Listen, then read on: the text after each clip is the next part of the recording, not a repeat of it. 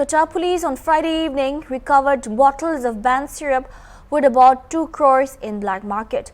While conducting a special operation against the transportation of illegal narcotic substances near Damchera under the jurisdiction of Morkola police station, the police team recovered 74 boxes each containing 150 bottles and a total of 11,100 bottles of codeine-based cough syrups concealed under a highway culvert.